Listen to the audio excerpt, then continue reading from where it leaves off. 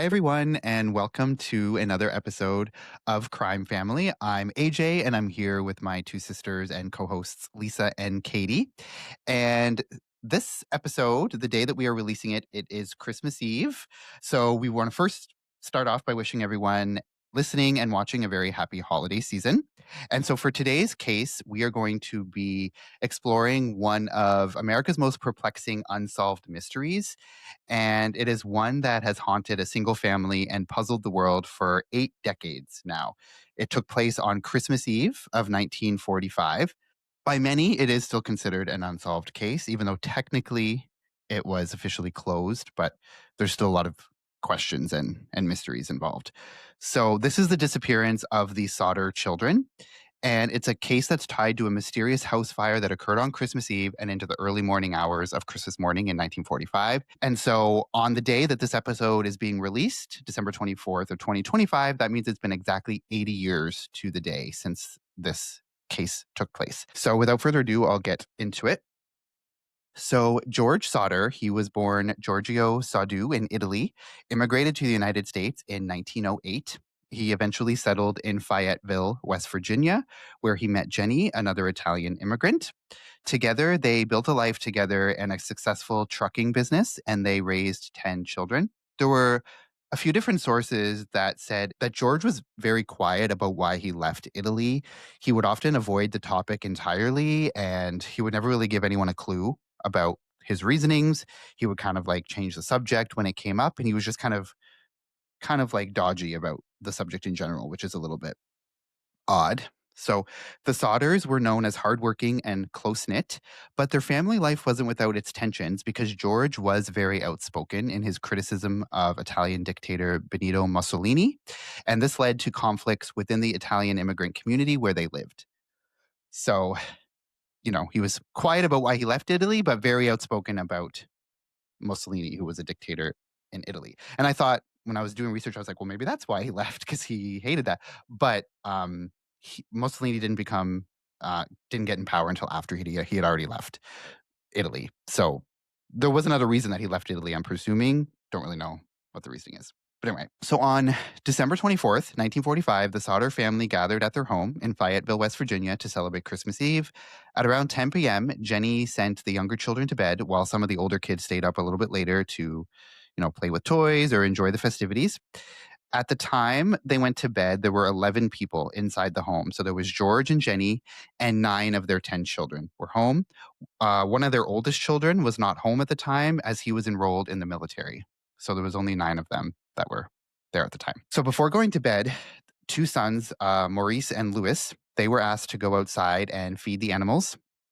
And so late that night, the 2 boys went outside into the cold for this uneventful chore. So Jenny kind of said, before you go to bed, feed the animals. And then she kind of went in for the night. So shortly after midnight, Jenny was awakened by a strange phone call.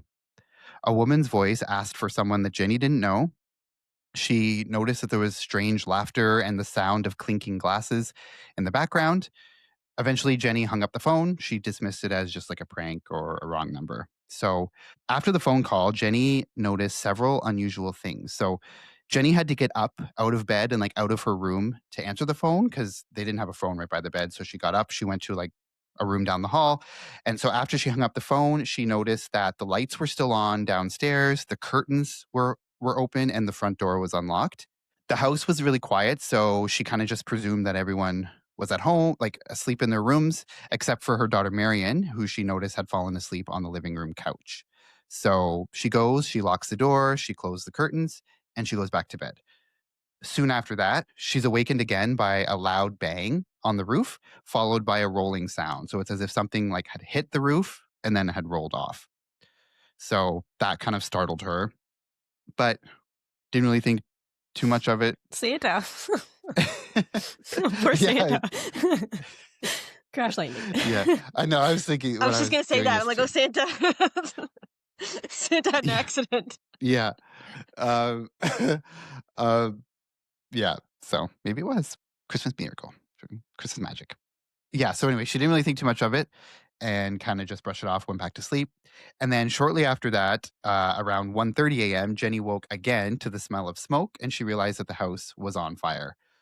So she and George, along with four of their children, escaped the house. So there was Sylvia, the youngest child. She was age 2. Marion was age 17. John, age 23. And George Jr., age 16. But there were five other children: Maurice, age 14. Martha, age 12. Louis, age 9. Jenny, age 8. And Betty, aged 5, who were still trapped upstairs. So after Jenny and George get out with four of the kids, George tries desperately to save the other five kids. So he breaks a window in an attempt to re enter the house. He ends up cutting his forearm quite badly on the glass. Then he thinks that he could use a ladder, that he could go up and access the second floor bedroom by climbing the ladder. So, however, the ladder, when he went to go get it, it's always easily accessible. It's propped up against the house always, but he noticed that it was missing. He then attempts to start his two big coal trucks, and his plan, I guess, was to drive them like closer to the house so he could stand on top of them and get higher and get access to the windows upstairs. But when he goes to start the car, neither one would start. So, and he, they had worked normally or perfectly the day before. So he found that that was weird. And then he tried scooping water from some large buckets that were near the house, but the water inside was frozen solid. So it was kind of just like frantically going around trying to find the ladder or, start his cars, get this water. And it's kind of chaotic scene. With the fire raging, there wasn't really anything more that they could do. The house burned to the ground. And a lot of sources say it burned to the ground in about 45 minutes. However, there is one source, according to the Smithsonian Magazine, says, quote, Stacey Horn, who's an author who covered the case for NPR, said that the widely cited estimate of the flames burning for 45 minutes is misleading. In truth, she said the inferno burned all night long and into the next morning. When the fire department did finally appear, it was still hot and they had to water the site down before conducting their search, end quote. A lot of sources do say it was 45 minutes is all it took, but that the NPR, Smithsonian Magazine, and others do also say that actually burned quite longer than that. So I don't know why that would be such a discrepancy. That's kind of weird, but regardless, the result was the same. The house had burned completely to the Like ground. like, could it took 45 minutes for the house to burn down, but it was still smoking and stuff for maybe, Hmm. for Yeah, Yeah, a like day, 45 so, minutes, house collapsed, it was, like like, down, but yeah, the pile of stuff was still burning probably. like, it was still, like, it was still on fire for, like, Mhm. a day or so or whatever, maybe. yeah, that's true. That's true. During the fire, so Marion, one of the oldest children, she runs to a neighbor's house to call the fire department, but there's no answer. Then a different neighbor also reportedly tries calling, but again, there's no answer.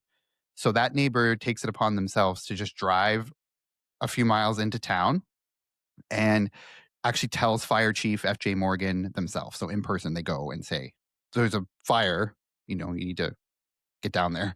And despite just being over 2 miles from the firefighters don't arrive until nearly 8 a.m. So the fire started at 1:30 and they don't get there till 7.5 hours later, or 6.5 hours later, which is pretty crazy. Why? Was this normal for back then? Just, like, n not urgent. Yeah, well, so the next part I go into says that. So NPR reports that retired Fire Chief Steve Cruikshank explains the delay by saying that the department, quote, didn't even have a siren back then. When somebody called to report an incident, an operator would take the call and rouse a firefighter who would then have to reach fellow firefighters one by one, end quote. Other reasons were cited were that it was a holiday, it was a very small fire station that was understaffed, underfunded, and just generally they were slower to respond in general. But then the fact that it was a holiday, and then this old system where they just had to like do this telephone game of like having to call each firefighter independently. Still feel like that wouldn't take 6.5 hours, but anyway, there's not really any like explanation that would make it okay. But that's what this retired fire chief had said. So, regardless of the reason, they don't get there till 8 a.m. So, when the ashes cooled, no remains of the five children were found inside the rubble. Fire Chief F.J. Morgan suggested that the blaze was hot enough to completely cremate the bodies. The day of the fire, there was a cursory search of the property that was conducted. But again, in the Smithsonian Magazine, it's noted that, quote, 2 hours is not even close to a thorough search. Today, the search for remains would take days and possibly weeks, end quote. But, they were just there. did the cursory search, but it was a very short one. And then in just a matter of days, the 5 children were declared dead and 5 death certificates were issued, all before the new year even arrived. And the fire was officially deemed an accident due to faulty wiring. So during this time, George then took it upon himself to create a memorial garden of sorts on like the flat remains of like the foundation that was remaining. And he covered the area with a few feet of dirt to like plant these flowers. And that will become relevant later on. So it kind of sounds like it's an open and shut case right off the bat, right? Like just a tragic accident where 5 children had been trapped inside this house and were unable to escape.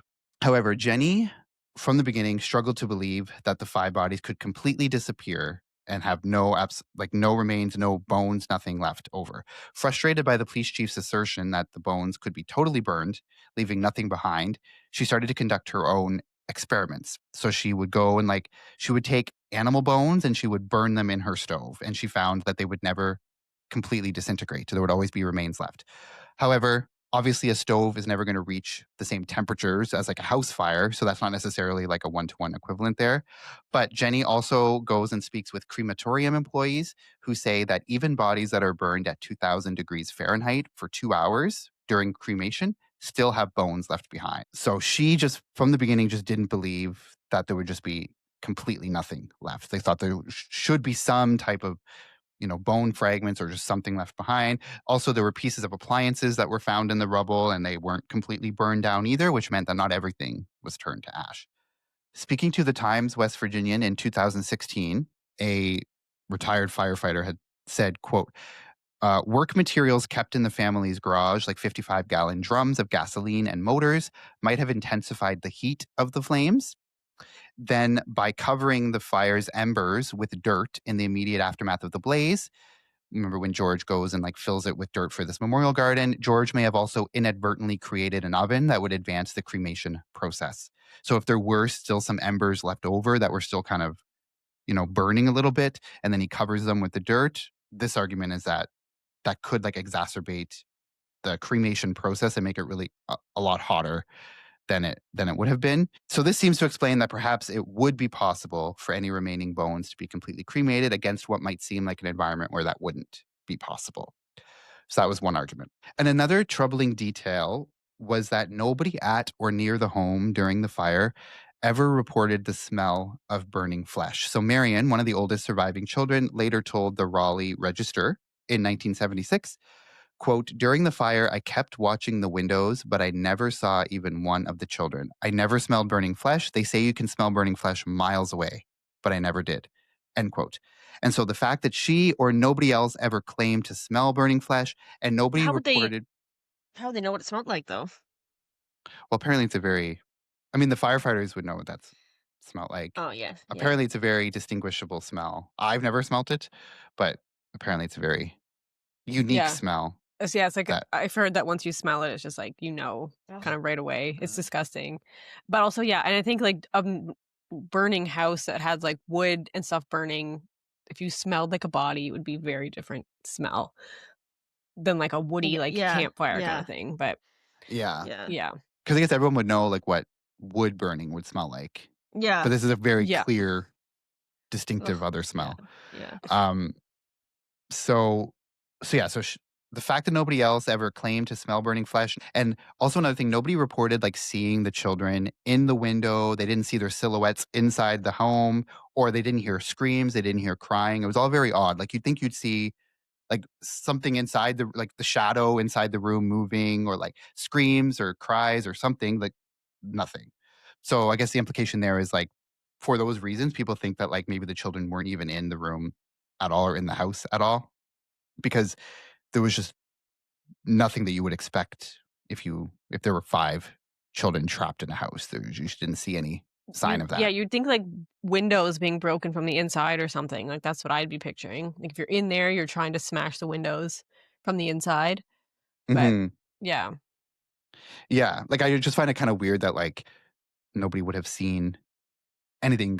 Maybe if there was a fire near the window, the children might not be at the window looking out, but you would see I don't know, I just feel like you would see silhouettes moving out inside the room, right? You'd see it's nighttime, you'd see shadows, I don't know, you'd hear cries, screaming, something. but they just never heard any of that. So that was all something that was very weird to like people who were at the area where the fire was happening. And then there was a possible theory that the children did escape the fire and they like ran away on their own to get away from it. And then they had died somehow, like due to exposure to the winter elements, because obviously it was winter. But this theory had been debunked because their bodies were never found on or in the surrounding area of the property at all. So that was quickly debunked as well. So the Sodders were overall just highly unconvinced that the fire was accidental due to faulty wiring, and they rejected that conclusion for several reasons. One of the major reasons being that the home's wiring had been inspected just weeks earlier and passed inspection, and it was ultimately deemed safe by the power company. Then 2 weeks later, or a couple weeks later, if you have a fire, so either that person did the assessment wrong, or it's just weird that they would have said it was perfectly fine, and then it's bad enough to cause a fire just a few short weeks later. And then along with that, the family also, like in retrospect, kind of recalled some unusual occurrences in the weeks leading up to the fire that were very alarming to them, especially in hindsight after this fire. So the first one was, quote, a stranger had appeared at the home a few months earlier asking about hauling work. He meandered around the property, went to the back of the house, pointed to 2 separate fuse boxes and said, quote, this is going to cause a fire someday, end quote.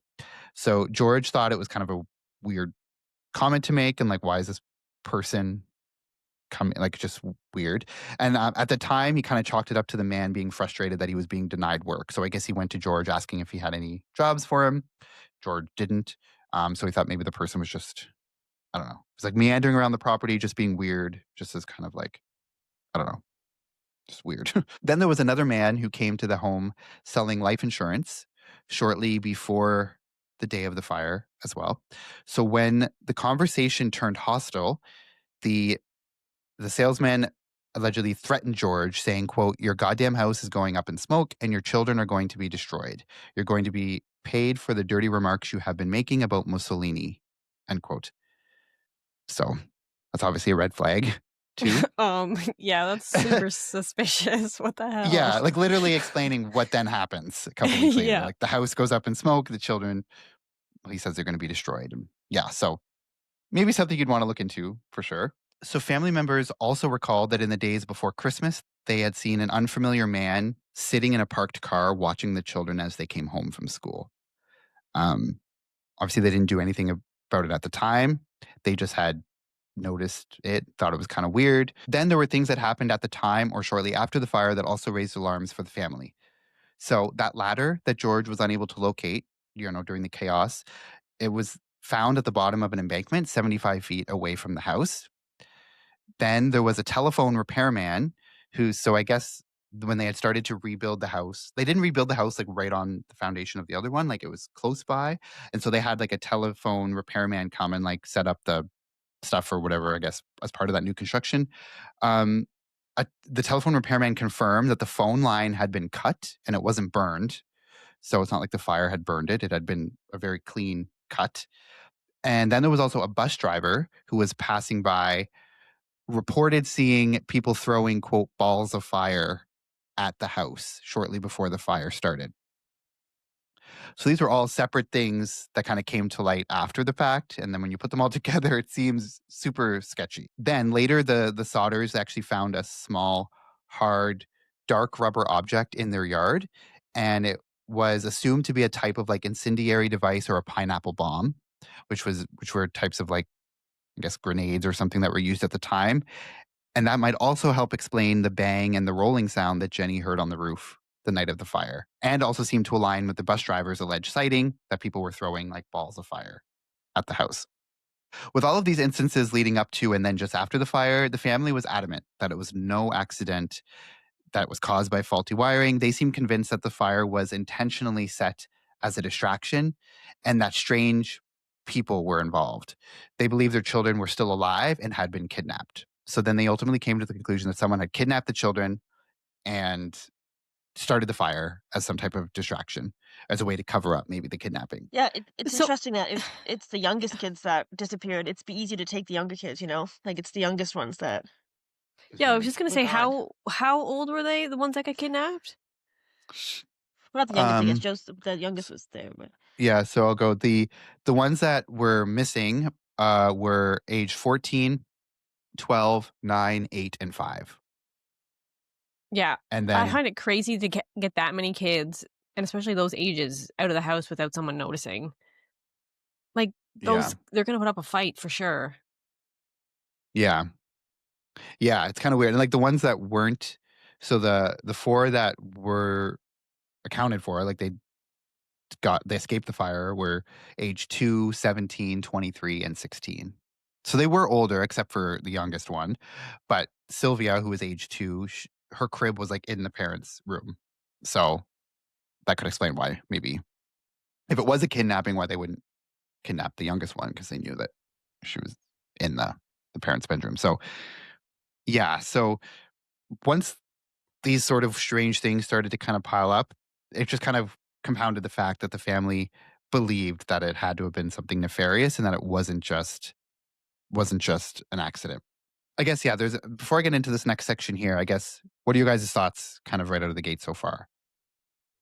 Do you believe it could have been an accident? Do you believe Well, there's I wanna something know, is there proof that all this stuff happened? Or, like, I'm not blaming the parents, but could they have just been making stuff up to make it look like something happened and they didn't do it themselves? Like, was there proof that the phone line was cut? Like, did they actually prove that there was somebody throwing fireballs at their house? Like, or was well this just them saying well stuff? well, the bus driver did like I guess he did come forward and explained it. So there was actually a person who said they saw um But them did he throwing fireballs. could have been the dad throwing fireballs at his own house?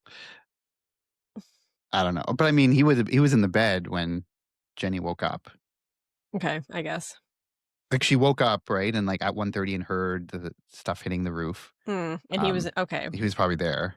I mean, I don't know. It didn't say he was there, but I'm assuming if he wasn't, she would be suspicious. I don't know. Or she would like I think that would come up if he wasn't. That's my point. But Yeah. yeah, but then I do go into a little so there are some of this stuff that I explained that does get explained later.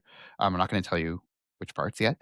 Um so not all of that stuff is still a mystery. Like some of that has been determined and like wrapped up. So wait, so this happened at 1:30 in the morning? Like, what was the bus driver doing driving around that late at night? Yeah, like I don't think like I don't think I was thinking that too. I don't think he was driving a bus at the time. He Right. just Yeah. was a bus driver. Yeah, that and he just was happened to be driving his car or walking or something around that time? yeah. Well, I think it was 1:30 on 1:30. Christmas Eve? Yeah, I believe yeah. I don't know. So if that is a true story, if that person did actually see that, then it's like, why are you driving around at that time on Christmas Eve? I don't know. But who knows? I mean, there could be many reasons. I don't Looking at know. the Christmas lights. Yeah. Um, yeah. So I don't know. But they did find like that weird like device in their yard that George said was like pineapple bomb, kind of looked like a pineapple bomb, which I guess was like used in war and stuff, I guess, at the time. So that seemed to all sort of align. Like if this guy sees somebody throwing stuff at the house, they find it in their yard later. She hears the bang sound and the rolling. So that might sort of all seem to align. But I don't know. I guess Lisa, what are your thoughts? Just wanna know, did they all have their own rooms and stuff? So I think some of the kids like they didn't. Some of them were sharing rooms. So I think the kids that were missing were all like in the upper floor. But yeah, they were all like up on one floor. And then yeah, then Jenny and George were in on another floor with some of the kids that had escaped, and then Marion was like on the ground floor because she was sleeping on the couch, so she got out. Um, she was on the ground floor. Right, So I so guess all I'll the ones just that were missing were, like, in the same area then of the house. yes, yeah, Yeah, part of okay. me thinks, like, they ran out like, they got out. Like, they were scared and they got out, but maybe they ran, like, I don't know, into the woods or something to get away, and then something happened to them there or something. I don't know, it's but weird that, like, the older kids wouldn't have, like, tried to help them. There was fire blocking the stairs up to the floor where those other kids were, so like no one could really pass the fire. Um, to get up to and, like, some of the kids had, like, singed their hair, on some of the flames as they were, like, trying to get out of where even they were, and so, like, they couldn't just it was, like, impossible, they couldn't get up the stairs. That's why George thought he had to, like, break the windows and, like, go up through on the ladder to, like, get up to that because you couldn't just go up the stairs. Part of me thinks, like, the people like, those little kids got taken first, and then the fire was set to, like, kill the rest, but Yeah, it's like, how do you get rid of the I mean, the kids didn't make a sound. It doesn't really make sense, you know? Like, how did you get all 5 kids out when yeah, it's a full house? I don't know. Yeah, and they were Yeah. upstairs. They would have had to, like, walk down the stairs Yeah. into, like, the bottom floor where everybody else was, and, like, it was Christmas Eve, like, people I don't know. Yeah. The kids are Yeah. kids would be, like, up, sort of excited, I don't Yeah. know. Like, everyone I don't know. Yeah. Yeah. I don't know. Very strange.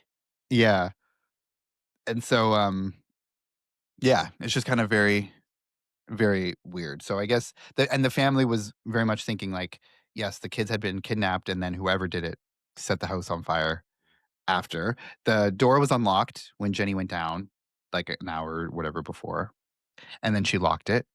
So is it, like, were the kids even in the room at that point in time? Like, they could have already been gone by then if they had been kidnapped. I don't know. Then in the weeks after the fire, there were several reported sightings of the children themselves that seemed to kind of align with this kidnapping theory. So one woman came forward and claimed that she saw the children peering from a passing car as the fire was burning. Another woman reports seeing the children at a rest stop the morning after the fire. She stated, quote, "I served them breakfast. There was a car with Florida license plates at the tourist court too," end quote. And then 1 week after the fire, a female staff member at a hotel in Charleston, which is about an hour's drive away from Fayetteville, came forward. She told police, quote, "The children were accompanied by 2 women and 2 men, all of Italian extraction. I do not remember the exact date. However, the entire party did register at the hotel and stayed in a large room with several beds. They registered about midnight. I tried to talk to the children in a friendly manner, but the men appeared hostile and refused to allow me to talk to these children. One of the men looked at me in a hostile manner. He turned around and began speaking rapidly in Italian. Immediately, the whole party stopped talking to me. I sensed that I was being frozen out, and so I said nothing more. They left early the next morning, end quote. So none of these sightings had ever actually been verified. So those are just people who came forward and said this. So if they're telling the truth, that still doesn't mean that it was those children. Could have just been a random other kids. I don't know why people would come forward and lie with this information, especially like something that descriptive, but who knows? So it is believed that, or many people believe that this was a true sighting, and corroborates the kidnapping theory that these 2 women, 2 men had these kids and they were Italian. They were Italian people. Um, so yeah, and this other person apparently served them breakfast at like a rest stop. So then someone else came forward and reported that around the time of the fire, they saw a man near the home carrying a block and tackle, which is a device that at the time was used on cars during like maintenance or mechanic work. It was like some type of pulley device. And apparently with this device, you can remove an engine from a car. And remember, George says that his 2 large coal trucks did not work the morning of the fire, despite them working perfectly the day before. So that was kind of the implication there. Maybe this person had this device, had tampered with the cars for some reason. This sighting was verified when a local man named Lonnie Johnson was identified, and he actually later admits to theft. And he also admitted to not just the theft, but cutting the family's phone line. However, he denied any involvement in the fire itself. Investigators believe that Lonnie cut the phone lines to prevent anyone in the family from calling the police if he was caught during the theft of these items. So police also believed that the missing ladder could be connected to Lonnie, as he likely needed the ladder to get up to cut the phone lines and then tossed it into the ditch when he was done. So, due to this explanation, it seems like the missing ladder, the non working cars, and the mysterious man that was seen near the scene could all be explained and were not really related at all to the fire. It was just this thief that was doing other things that just happened to be That around the seems same like time. such a coincidence that they're not related, like, this guy happened to steal the ladder and, like, make sure the cars don't work and cut the phone line at the same time. Hours later, someone burns down the house. but they're not related. It seems crazy. Yeah. So I don't really know. Yeah, it's hard to determine. It could have just been totally random, but that would be a huge coincidence. And I mean, the fact people say that the fact that he did come forward and like admitted to the theft and the cutting of the phone lines, it's like, he was truthful about that. So why would you come forward at all? But then people say like, but he's because those are lesser crimes than starting the fire that then goes on to kill 5 children potentially. So, maybe it's easier. Like, I don't know. But anyway, he Yeah, he I guess admitted that's to that. true. If he was guilty of the fire, why would he come forward at all? Yeah. Like maybe he just yeah, like you said he was there and said those things that he did, but then didn't want to actually go all the way and admit that the fires were him too. In this case, when there's like things that come up about like the ladder that was missing and the cars that weren't working and the phone line, they're all kind of attributed to this guy, Lonnie Johnson. Whether or not that's separate from the fire, we don't know. But yeah, at least it has an explanation. Like at least we know someone who, you know, said they did it, or can be assumed that they did that. Another strange thing from the night of the fires was ultimately came to light and was explained as well. Remember that strange phone call that Jenny received the night of the fire? The question was like, was it a wrong number? Was it a distraction that was orchestrated as part of this larger plan? Because right away Jenny was thinking this person was involved. She heard weird laughter. There was like a celebration going on in the back, whatever. Like this person called and it was weird. Police do find out who made the call and they interview the woman and she just says it was a wrong number. She called by mistake, which I think is easy to explain. Like it's Christmas Eve. She's probably like drunk or at a party, tried to call someone, called the wrong number. So like to me, that was very easily explained. So yeah, that was kind of taken away as like anything weird or anything related to the fire. So the family hires some private investigators because they're just, like I said, not happy with the ruling that it's an accident. So one of the investigators is named C.C. Tinsley, which is such an old timey detective name. Like if you had like a detective show, C.C. Tinsley, like that's what you would name, what your name would be. So he did a thorough investigation since the local authorities were not doing anything at all because they had considered it solved on their end. Like they weren't really like open to reopening that investigation. So the PI discovers that the life insurance salesman, so that guy who came to the house just weeks before the fire, who was like hurling threats to George about his house burning down, it wasn't just a random stranger. So that was a former employee of George's, and he was a man that was close enough to the family at one time that George had actually had him listed as a co-signer on the house insurance policy. According to Smithsonian Magazine, quote, the individual had previously been employed by George and he was a co-signer on the family's home insurance, which he'd increased from $1,500 to $1,750 before the fire without their consent or knowledge. Yeah, I was End gonna quote. say, I'm like, he must know George. It's like, why would this random stranger get that angry for someone not buying insurance? Like, I'm like, there must be some history there. Hmm. Yeah. Yeah. So that was the connection that this PI discovered. I mean, obviously, George knew that he knew the man too.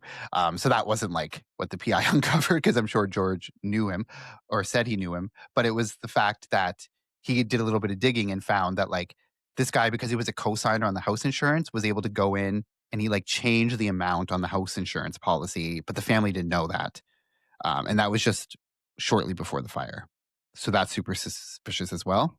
I find it weird Um, that one co-signer can like change stuff without the other one knowing and signing as well. Like, isn't that a point that you have two co-signers so they both can sign off on things together? Yeah. I mean, maybe in Seems, the yeah, 40s, I maybe it guess. was Yeah. different. And I also think like this definitely shows you how old this case is because the house insurance policy was $1,500 and it was increased to 1750. Oh my So God. $250. Like that's wild It's to think. crazy.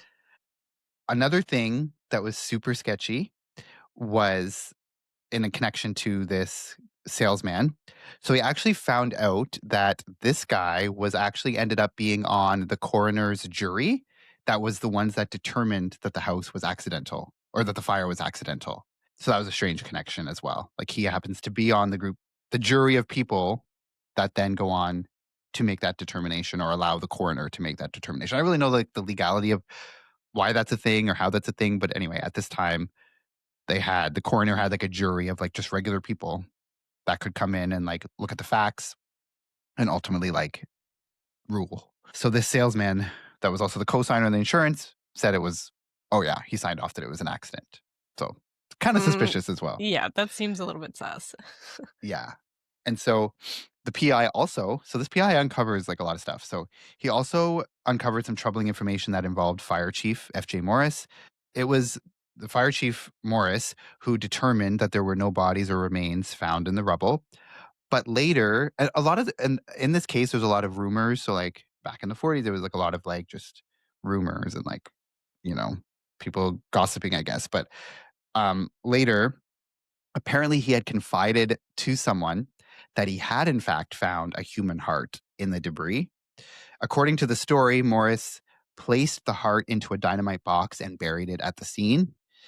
After figuring this out, the family goes and like digs up this box and they take it in to be examined. And then upon examination, it's determined that the organ wasn't human at all, but it was a beef liver that was untouched by the fire. Rumors later made their way back to the family that Morris was telling other people that the box and the liver were not found in the fire at all. He allegedly said that it was planted there in hopes that if it was found in the rubble, it would cause the family to believe the children had perished in the fire and stop pushing for further investigation. Did you found one heart, so all 5 kids are dead? How does that work? Yeah.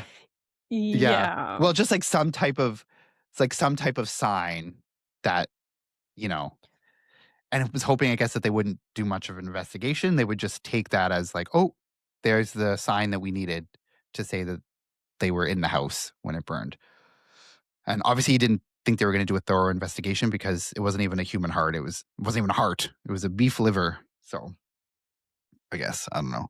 But also, I find it weird that like I couldn't find anything on this, but like, why would you like put it in a box and bury it, and then be like, oh, it's found in the rubble? Well, no, it's buried in a box. Like that's not natural. Like I don't know. So that part was kind of weird to me. But that was the Yeah. story that Yeah, he why would said you be that. like, "Oh, that must be something that belonged to the kids in the fire, Yeah, like, buried in a box." Yeah, the logic is not adding up there. yeah, it's just weird. I mean, this Now guy you could. clearly thought he could like fool them with a beef liver and think it was a heart, as hoping that no one knew what a heart looked like Yeah, and what a liver and looked like. and why is he so, like, pushing that the investigation stops? Like, that seems sketchy, like, that's, like, your legitimate job. Hmm. Your, like, actual job is to, like, investigate. He just doesn't wanna do his job. It's Christmas, it's like, "Man, I'm I done." Like, didn't want it to be shown that he didn't know what he was doing, maybe. yeah. Yeah. And it was just very, very quick. Like I said, they had issued the death certificates and declared them dead before even the new year. So it was like within a week, all that stuff was done. Whereas remember that other person had said like nowadays it would take like days and weeks maybe to even do the search of you would do like a thorough like examination of like the area, right? But this was just a couple hours. They did it, said it was done and whatever. So did So they ever, like, obviously, did they ever dig up that spot where that was buried and planted to, like, search for remains later um, on? well, that's exactly the next part that I'm getting to. Okay.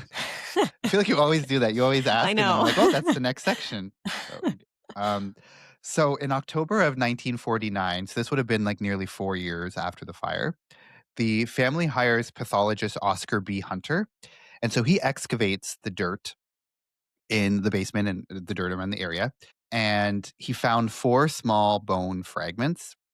So the fragments were sent to the Smithsonian, which determined that they were human vertebrae belonging to a 16 or 17-year-old person.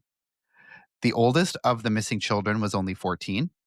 The report stated that, quote, it is, however, possible, although not probable, for a boy 14 and a half years old to show age 16 or 17 maturation, end quote. So this leads to more questions than it answers because it technically could have been a bone from one of the children, but it was deemed not likely. So if it wasn't one of the children, then there's still questions like whose is it and how did it get there? So yeah, that didn't really answer anything. Like they said, probably not him or any of the kids because like I said, the oldest was 14 and this was from a 16 or 17-year-old person. There was also no evidence that these bone fragments were exposed to fire at all. So therefore, it was ultimately determined that the bones likely came from the dirt that George used to fill the basement to make that memorial garden. So there were like those bone fragments were in the dirt that he got to fill this area. Ugh, That that's was sketchy. It's like yeah, and I somebody also saw else's remains happened yeah, to like I be in also the saw dirt that he used. yeah, like I saw a source that said like he got the dirt from a cemetery. I don't know if that's true, but I saw that. So I don't know. Jesus. But anyway, so that was ultimately the conclusion. Like, yeah, it was probably just transferred there from wherever he got this. But it still didn't answer like whose bones are they? Like, who's this person? So yeah, DNA testing, like we said, did not exist in the 40s or 50s. So after the bones were examined, they were actually given back to George, and their whereabouts after that remain unknown. So now it's not even possible to like re-examine them again because they don't even have them anymore. I guess at that time they just returned them to the family. Like there's no reason to keep them. There's no other testing we can do. So that was unfortunate. That's kind of where like things stood for a little bit, and then a few years after that, George sees a photo in a New York newspaper of 3 school children, and one of them looked exactly like his missing daughter, Betty. So he actually takes it upon himself to drive to New York from West Virginia, and he tracks down the children's parents. And they refused to talk to him or to let him talk to their children. So he kind of hit a barrier there, and they just wouldn't let him, which I always thought was like weird. Why do you not? But then I'm thinking like it's a strange man just showing up saying, "Can I talk to your children?" Like which parent would? I don't know. It seems weird that you would be like, "Okay, sure." So I get it that they wouldn't.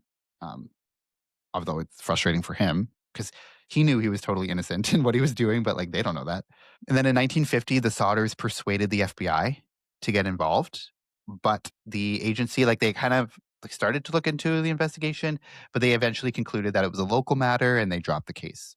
Local authorities remained steadfast in their belief that the children died in the fire. So the local authorities weren't budging at all. They were like, nope, it was an accident. The children died in the fire. Regardless of all this other stuff that got unearthed by the PI, it's like, no, there's no reason to investigate this any further.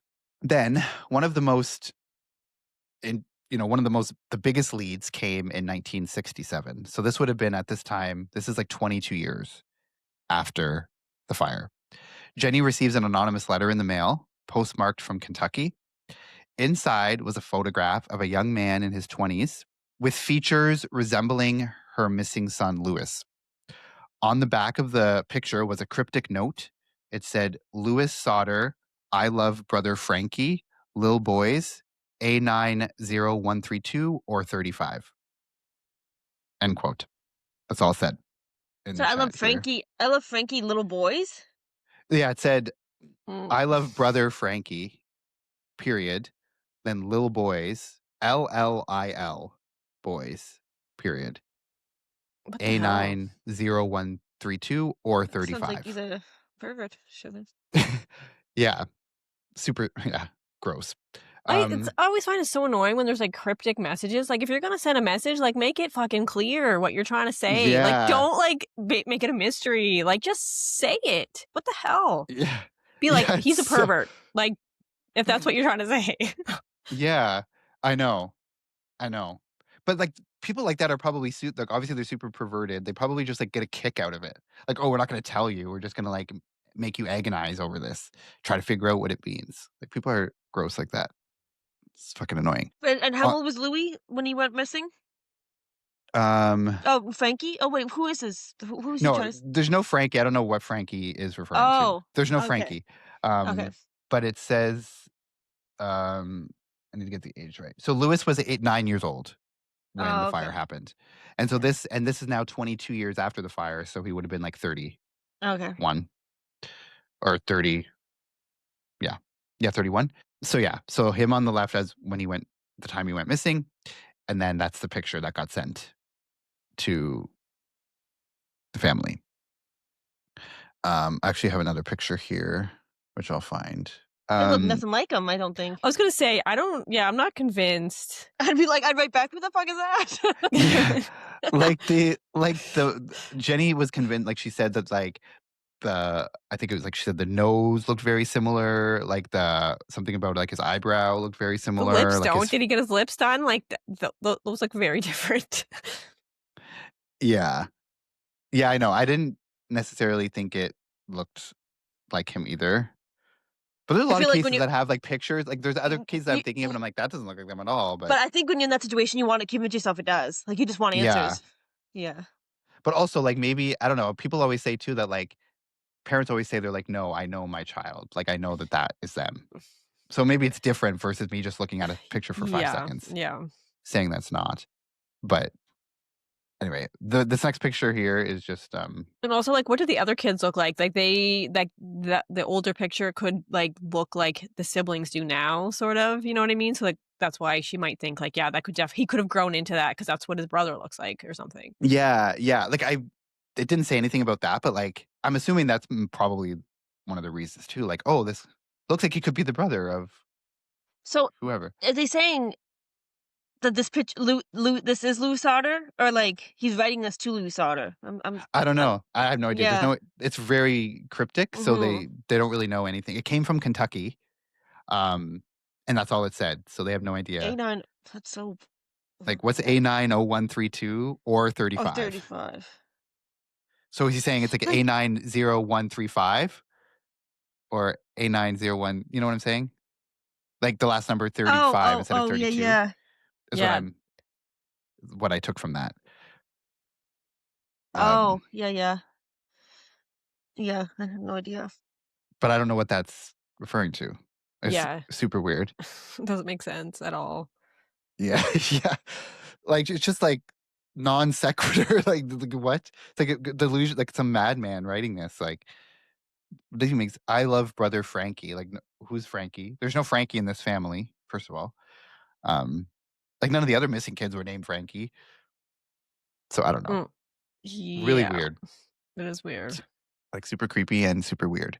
That's what she got in the mail in 1967. Oh, yeah, so Was there, like, a return address on it? Like, was there, like, an ex she just know it just came from Kentucky. There was no, like, you home know that address or anything? it said postmarked from Kentucky. I don't know what Mm, that I mean, yeah, it came from yeah. Kentucky, but no, return address, Mm. um, on it. So, they actually hired another private investigator when this came in the mail, but despite hiring this other investigator, they were never able to track down the sender, like who sent this letter, or the young man in the photo. It's also reported that shortly after they hired this detective to go look into the photo, so they hired him, he went to Kentucky, he never contacted the family again and went AWOL. So they just don't know what happened with him either. So that was super weird. So it was like, was he a scammer and just like took their money and ran? Or did something happen to him as he was investigating this? They also don't know that. They just never heard from him again. So Oh my god, it's so so weird. super weird. So like that just went nowhere. So obviously they had tried to do something by hiring this person, but didn't go very well for them. Over the years, there were other leads that came up but went nowhere as well. So there was also another letter that someone from St. Louis sent, and they said that the oldest missing daughter, Martha, was in a convent there. So she had been working in a convent in St. Louis. Another tip came from a patron from a bar in Texas who said that they overheard, quote, an incriminating conversation, end quote, about a Christmas Eve house fire in West Virginia. Then someone in Florida came forward saying the children were living with distant Sodder family relatives. Each time that one of these tips came in, George and Jenny would like travel to the state where the tip came from and like personally follow up with it. But every lead that they had turned out to just be a dead end. Obviously, they don't have much resources of their own to do like what authorities could do. And much of the work fell on them because they were like pushing authorities to like do something and look into this. They were like actually got to the point where they were holding they had these hearings at the state capitol, and they got told that during those hearings that the case was hopeless and that it's just closed. So like stop basically. So they kind of like exhausted all of their resources that they had to like try to push it forward, but nothing came from it. So like they had to just personally follow up on all these leads themselves. So like they would go to St. Louis, go to like convents in St. Louis, and I guess they would go to Florida with these like distant relatives that someone said. Then they'd go to this bar in Texas, like all this stuff. So they had to unfortunately like do the grunt work themselves and didn't go anywhere, any of them. So yeah, the Sodders family search became like this lifelong thing for them. Like, they weren't going to give it up. They were just going to keep going until they found the answers that they wanted. They actually ended up putting up a billboard along Route 16 in the early 1950s. And the billboard displayed the children's photos and offered a reward for information. And then after 1967, like after they got that letter in the mail with the photo, they actually updated the billboard to include that photo on it. And then on the billboard too, they're like kind of calling out the police. And the billboard actually remained there for over 40 years. So it went up in the early 50s and it was there until like the 90s Oh my along Route God. 16. Um, and George died in 1969, so just 2 years after they got that letter in the mail. And then Jenny died in 1989, and both of them, they just died without any answers about what happened to the kids. And so essentially, George and Jenny just spent the rest of their lives searching for their children. They followed leads across the country. They never gave up hope. Their surviving children carried on the search after their parents' death as well. And the youngest child, Sylvia, who was just 2 years old when the fire occurred, she died in 2021 at the age of 79. Again, she died before finding any answers as well. So like she kind of kept it going even after that, but still nothing came of that. So now there are like two major camps for people who know this case. There's like two major camps for people who are invested in this case. So the first camp is people who agree with the official explanation. They say that the children probably just died in the fire and their remains were just never found. But as we've discussed, the evidence for that isn't super compelling. The other camp is for those who believe that the fire was set deliberately, either as an act of revenge or just like a cover up for kidnapping. Some point to George's outspoken political views and the threats that he was receiving. Others suggest that the children may have been taken by someone within the local Italian community, possibly even sent back to Italy. I don't know why they would assume that. There are some more far-fetched ideas that come up as well. Like some people believe the children were sold into adoption or that they grew up unaware of their true identities. And that mysterious photograph in 1967 only kind of fueled that particular theory. There was also tons of rumors about the possibility of mafia involvement. So George's Italian heritage and his disputes with other members of the community could have made him a target. And organized crime was active in West Virginia at the time, and kidnapping for ransom was not unheard of. But there was no ransom in this. Like they never got contacted by anyone asking for ransom or anything like that. But again, there's no concrete evidence linking the mafia to this case at all. So the truth is that every theory in this case has its holes, and the lack of definitive evidence has only kind of deepened the mystery. In recent years, advances in forensic science and DNA analysis have solved many other cold cases that were once thought to be unsolvable. So a lot of people are asking, could modern technology finally provide answers in this case? But unfortunately, with so little physical evidence remaining, probably like none, it's definitely not likely. But the story continues to fascinate people, and it's like a big, like well-known unsolved mystery. So yeah, that's kind of where the case ends. So there's no answers really, and no conclusion really. So now it's like 80 years later, and the kids were just never seen again. So I don't know. What do you guys think happened? I don't know, but the age group of the missing kids seems significant to me for some reason. Mm-hmm. Like if there was for adoption, they're gonna likely younger kids are gonna get adopted. If it was adoptions. I don't know. I feel like it's all the young, like it just seems like Yeah, and it's not like they're planned. gonna forget. The kids are gonna forget where they came from. Like a 14-year-old's Yeah. not gonna be like, "Oh yeah, like this is Are you my my- real are you my family." real After a mom? couple of years, Yeah. yeah, Yeah. like that happens to like little babies. Yeah. You'd think like they'd come forward. Yeah. Yeah. Yeah, Yeah. Like the 14-year-old eventually, like I was taken at 14 years old or something. Or, yeah, Yeah. yeah. I don't Yeah. know. And like even Lewis, who was like 9, like Yeah. yeah. still He'd old still enough to know. remember. Yeah, I don't Yeah. think I think they were taken and then the house was set on fire. That's what I think. But I also don't know how you would get the kids out of the house.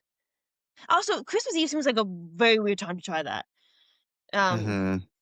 That seems like one of the worst days of the year to try to yeah. That's what I mean. Because kidnap. like the kids would be like awake. I feel like because they're not gonna sleep Yeah. very well because they're excited, especially like Yeah, younger and, kids, like- right? They're gonna be like sort of awake Unless he almost dressed up like all night. Santa and said, "Come with me, kids." Like, I mean, yeah, Christmas Eve Yeah. just seems. I don't know. Seems like a very ballsy time to do it. Yeah, like, the only thing I Yeah. was, like, possibly thinking was, like because and there's sources in this or, like, different, like, places that I've seen, like, they make a point to talk about how the 2 boys went out, to feed the animals at night. So to me, I'm thinking, like, maybe something happened out there, like, somebody met them out there and then told them, like, "Go get your siblings," or something, and then so, like and then the kids would go with the 2 Did they ever brothers. did they ever really question the one that was away? The one kid that wasn't there? No, like, he never really comes up at all in any of the story. He was just in the military, but I don't know. And, like, I don't Hmm. know, I think, like, that insurance salesman seems pretty suspicious, to say the least. Um, I don't know, Yeah, maybe like, he, that like, thief almost, like, was also literally part of it. threatened to, like, burn the house down and Yeah, kill the kids. but also, wouldn't you be smart enough to, like, if you're gonna threaten, not to threaten the exact thing that you're gonna then do? Yes, Like unless you're assuming but that they're not gonna survive to, like, say anything. yeah, that's true. I mean, I feel like they would definitely target it for some reason, but I'm just stuck on how did they get the kids out of the Mhm. house? Yeah, because I was thinking maybe, like yeah, maybe they just assumed, like, they were gonna like, they kidnapped the kid, and then they just assumed everyone was gonna die in the fire. They didn't Mhm. expect, like, there to actually be survivors. But why would what was it about those 5 kids? Like, there That's was what I mean. 4. Yeah, Yeah. like, why was it specifically those ones? Yeah. Because there was also, like, one of the daughters, 17, was sleeping on the couch. Like, she would have been the Yeah. easiest to probably take. She's right there, right? But Mhm. she survived. I feel like there's a reason. They wanted the younger kids for a reason. Yeah. That's what I thought right away when you named the ages of the kids that were taken.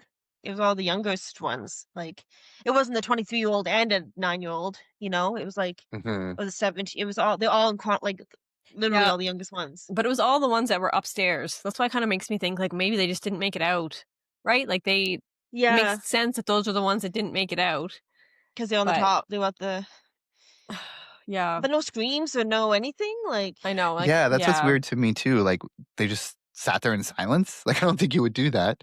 yeah. no, I don't know. So Yeah. Weird. and like, the door like, and also the door being unlocked, like, that seems to Yeah. suggest maybe somebody but I was thinking maybe, like, when the 2 sons came in from, like, feeding the animals, maybe they just forgot to lock it Right. because, like, I think she went to bed and then told them to go out, and they did, and then they coulda just Yeah. forgot, but maybe not, I don't know. Someone could have been in the house. I don't know. Yeah. And, like, this banging sound on the roof, unless unless it was Santa.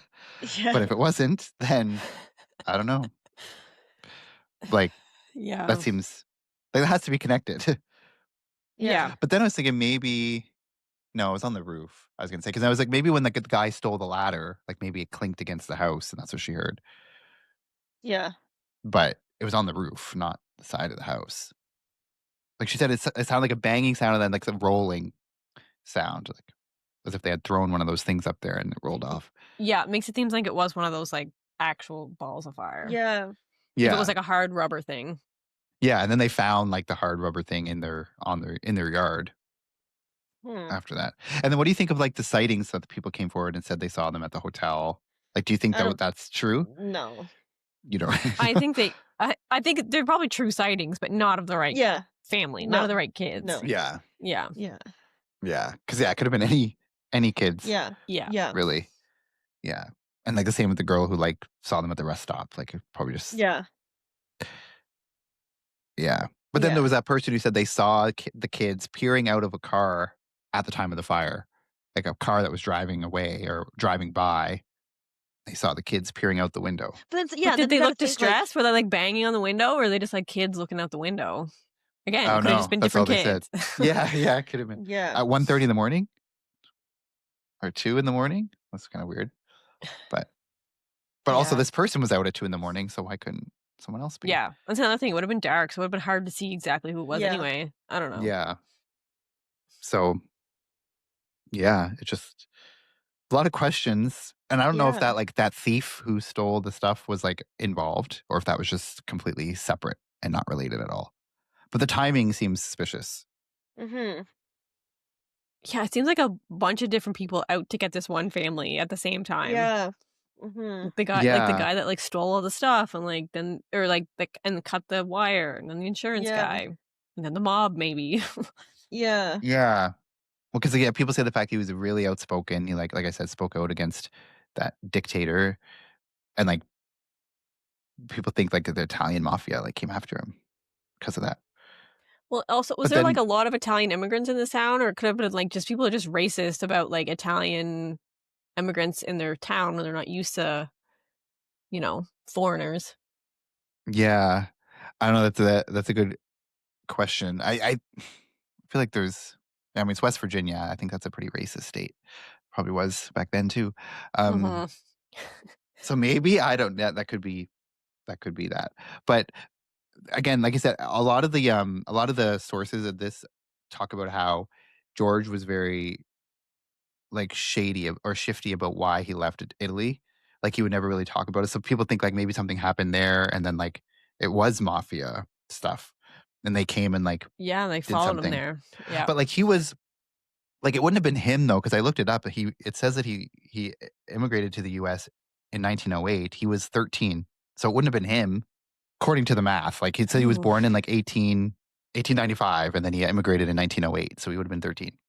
Like he didn't even meet his wife until after he was in the US already.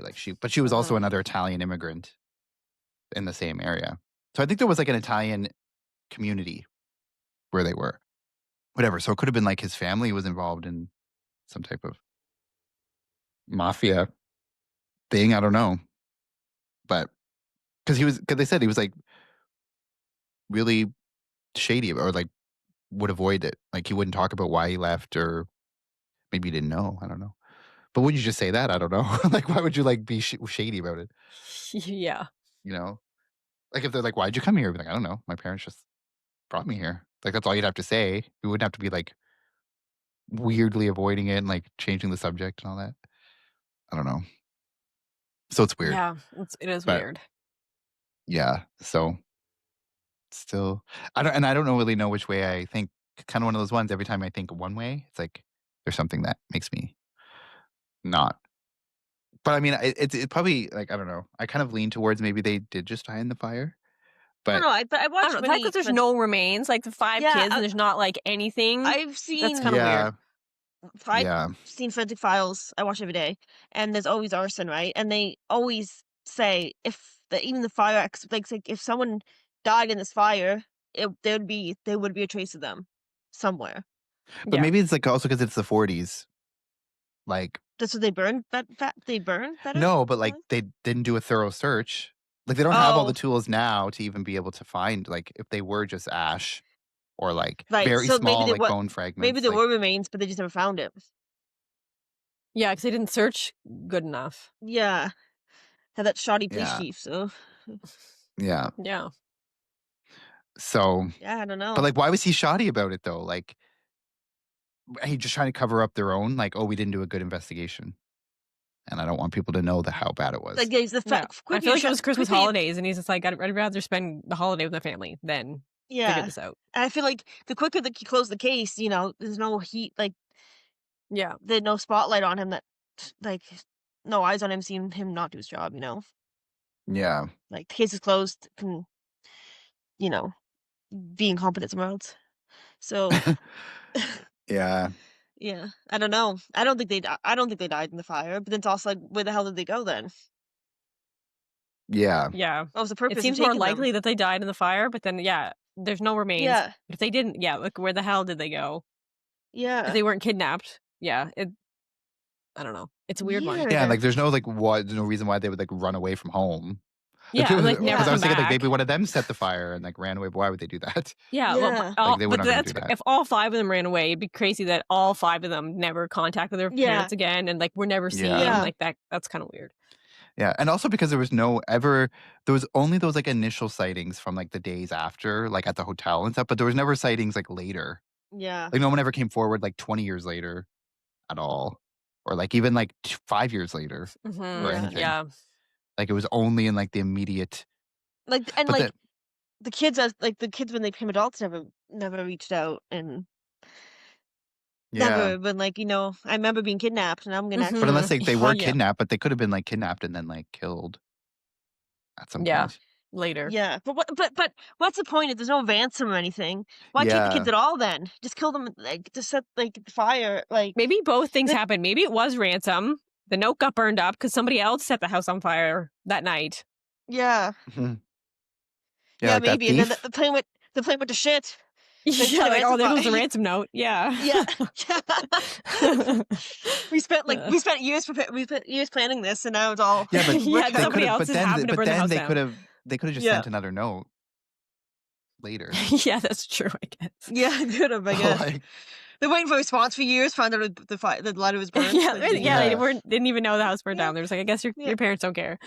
And there was people that would like thinking because it was Christmas Eve, like they thought it was like that was like a very like personal thing. Like somebody wanted to do it purposely because it was Christmas Eve, like Yeah, the date, as like yeah, it being yeah, Christmas Eve is it's just, it's very odd to me that I don't know, that's a weird day to do it.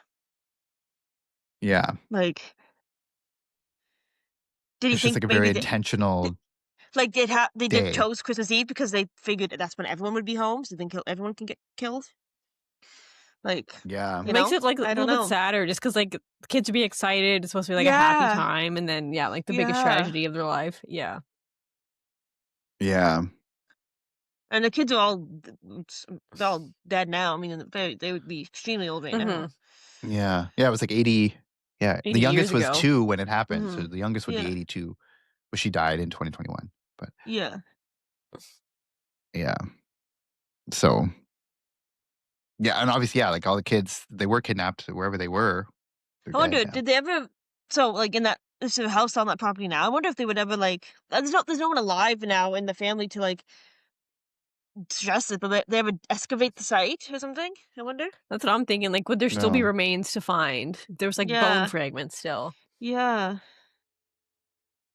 Yeah. But I don't know if they wouldn't be like buried, would they? If Like you all that built a stuff new would have been house, gone. I guess. Yeah. Yeah, I guess. Yeah. I mean, if that was 80 years ago and they were like burned so small that you couldn't hardly find them, and then they're buried Yeah, and sat there for 80 years, I feel like, yeah, there's nothing yeah, left. Yeah. And that's what's frustrating too, because it's like even if there would be stuff there, like you have to have someone fighting for that, yeah. No, like that's what I mean. pushing Now for that. there's no one there unless they all have there's grandkids and grandkids now, maybe, but there's no Yeah, immediate I think like family the to. grandkids might be I was gonna say there's no like, grandkids because they're all. Oh, never mind. Yeah, no grandkids of missing kids, but Yeah, and great grandkids probably now at this point. yeah, yeah, Yeah, I mean, yeah. they could push. They could. I don't know. It's very mysterious. I don't. it is. It's And what do very you think weird. that like that letter? Like, do you think that was just some random creep who was just not related at all? Just wanted to, Yeah, because like I that feel was like if weird. it was someone, like make your point clear. Like I feel like it Yeah, was someone just fucking with them because what just write yeah, a because bunch of they random had stuff. they had no information. They had no actual information. So Yeah, I would just someone just vote being back. an idiot. I would have just like vote back. The fuck? Question mark. The hell? What the hell's going on here? Like, Yeah. Please write back. Like, P.S. What the hell's going on here? right back soon. Yeah. Can we chat soon? Chat soon. Oh my god. Ugh. It's such a stupid thing to say. Like, what the hell does numbers mean? Yeah. Like the hell, I'm like, okay, just like throw it up and throw it away and on about my life because I have no idea what that means. I know. You know Yeah, what I it mean? means Like, nothing. how's Yeah. that like? What's the point? How's That's he just supposed? it's what's the point of Yeah, that? like say something useful. Probably like some sick person who wants them to spend hours trying to figure out what it is, even though it's just probably just a random numbers. Yeah, Some loser. I know. Stupid. And like they never mentioned anything about like that those numbers had any type of significance to yeah, them. Like they never said yeah, like, oh, I know it had to be like them because yeah. that was a very That number, specific. that was a code to something. Yeah. Yeah, Yeah. Yeah, yeah, like Yeah, like never. literally meant nothing to nobody, so yeah, yeah. Yeah, I think okay. I yeah. would have voted back. I So think you got the wrong. I think you got the wrong person. yeah, Ugh. Like if it was like numbers of like a certain significance, and I'd be like, okay, now I'm listening. But Yeah, or like a license plate, but like those numbers don't even yeah, match. Like they're not even license plate No, it's Yeah. just I like, don't know. Yeah. I thought it could be like a postal code or a zip code, but it's too yeah, long for that. Mhm. very weird. And also the person, if it was a zip code, didn't know the zip code because they're like 32 or 35. They really Yeah, don't know. I don't know. Or Yeah. 35. I don't weird. know if that means 35 or Yeah, 35. I and don't why know. not say, "This is the license plate I saw," or this, like, why Yeah, just yeah, don't put random yeah, numbers. Yeah, it's just yeah. stupid. It's Yes. just yeah, Yeah. So yeah, that's the case of the Sodder children. It's a mystery. crazy. Crazy, crazy. I said it will never get solved. So No. Very unlikely. I mean in the some people like mine's already is solved. They died in the fire, that's it. yeah. End of story. Mhm. But Yeah, I mean, that could be so it. maybe there is no mystery to be uncovered here. Like that's the thing is like Yeah. you don't know, right? Like other cases where it's like people go missing, but you know they were kidnapped or you know something happened, but you just don't know what. Whereas it's like you don't even know if they're kidnapped. So it's like any type of investigation into that could just be completely irrelevant. But you don't know. Just like all the coincidence about like the threatening of the fire. It's like I don't know. You always hear police say like I don't believe in coincidences in cases. It's like Yeah. I start to feel that way. Like I don't. There is no coincidence. It's this. They happen for a reason. Like Especially it's that all. many coincidences. Yeah. Like I don't think it's a coincidence. I think Mhm. one of them Yeah. has something to do with that. Yeah. Yeah. Like the guy threatened that their house is gonna be burned down, and Yeah. then 2 weeks later the Someone else the burned it down. He's like, wiring damn. causes Yeah. but it was like an accident though. I'm thinking like, oh, the wiring just happened to be faulty 2 weeks later after he Yeah. says that. Even though they Yeah, got it that's Yeah. checked weird. and it was fine. Like, I don't know, yeah. And like the thief who like that might just be Yeah. a coincidence, but happened to be there Yeah. stealing stuff at the same time these other people are there kidnapping kids and setting Yeah. fires. Like, that's weird. This case That's why reminds I me of, think like, another it was, like, a more recent one where it was, like, 2 kids were at staying the night at someone's house, and the house burnt down, and they never found the Oh kids, yeah. Hmm. but they never found any remains either, but there's no Yeah. evidence that Yeah. they Yeah. were taken. Yeah, Yeah. it's another weird one. oh, Yes. that's weird. Yeah. Yeah. Mhm.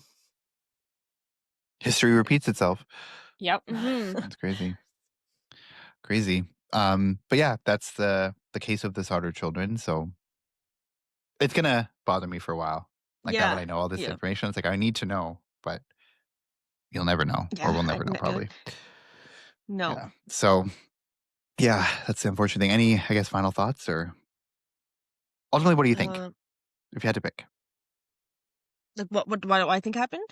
Yeah, like if you had to pick one theory. Um, I don't know. I think Yeah. I don't know. Like they were on the top floor, so kind of makes sense that they wouldn't couldn't get out. But Hmm. them not even trying to get out, no yell like that doesn't make sense at all. Unless they were sleeping and they like, got smoke inhalation and they didn't even wake up. I don't know, Yeah, that's but true. I don't know. I don't know. It's weird. Yeah. Or like someone climbed up with the ladder, took the kids from the window. I don't know, like, but then and then they do the ladder away with the kids at the house on fire or Yeah. something. I don't know. Put all 5 kids, that's a like, this Yeah, is crazy enough to steal unless he 1 literally kid. unless he dressed up as Santa literally and came up Yeah. and Well, it could have then been like, but it also could have been multiple people. yeah Like if it was like the mafia, it could have been like 4 people, 5 people, one per kid. yeah Yeah. and I would feel like know. like they used the ladder because why throw it like they used the ladder and then they threw it like someone used the ladder Yeah, but Hmm. that guy said and But then they and he the threw it police back. admitted to throwing assumed. it in the ditch. Well, no, All I think right. he admitted to cutting the phone line, but then it was like, yeah, then it was assumed by the police that he used the ladder to do that. But I don't know if he Oh, I actually Because see. said he did. if someone But if someone is planning on killing them all, why would you even think of the ladder? You're not going to think anyone's going to use it. They're going to be dead. yeah, So like I think like I saw someone used the ladder to get up there, and then they threw it away. I don't know. Yeah. But why throw it but away? then I this don't know. other guy randomly is cutting the phone lines around the same time, separate from that. Yeah. Yeah, that's the thing, Like, like, all these things, like, separately happening is a little bit weird. yeah, Yeah. I don't I know. don't know. What do you think happened, Katie? I don't know, I'm kinda leaning towards They died in the fire, and Yeah. they just couldn't Mhm. find the remains because they didn't search well Yeah. enough. Mhm. Yeah. But all the Yeah. stuff that happened surrounding it is Yeah. such a coincidence. Yeah. Crazy. I don't know. Yeah. I'm That not would just be, like, 100% that they wild died in the fire. coincidence. I would say, like, 70-30 died in fire. Yeah. So But also, yeah. even if it was a fire and they died in it still could have been someone set it, not that it was accidental. Yeah. I don't think it was accidental at all. Yeah, I think those fireballs were real. Yeah. Yeah. Yeah. So maybe, yeah, it was Or probably like, still some, like, organized thing where they wanted to set the house on fire, but, like and the kids just died. They weren't, like, then kidnapped separately yeah. Yeah. Mhm. or additionally. Yeah. I don't know. It's a weird one. It is. It is. All right. Well, on that note, that's our coverage of the Sodder Children case. So I mean, it's kind of depressing to say have a wonderful Yeah, Christmas Eve. on that note, Merry Christmas. Check your wires. Check your wiring. Yeah. No. So yeah, that does it for our coverage of the Sodder Children mystery, and we hope you enjoyed listening to the coverage. And we'll be back next week with a brand new episode. Until then, you can follow us on all the social medias: Crime Family Podcast on Instagram, TikTok, and Facebook. And you can email us crimefamilypodcast@gmail.com if you have case suggestions or just want to tell us what you think of the podcast or theories about this case or anything like that. We'd love to hear that. And wherever you get your podcast, you can follow us. So you can watch the video versions on YouTube and Spotify. It's just the audio versions on Apple Podcasts and everywhere else. But if you want to watch the video, it's either Spotify or YouTube. So until then, take care, and we'll see you next week with a new episode. Happy holidays. Bye. Bye. Bye.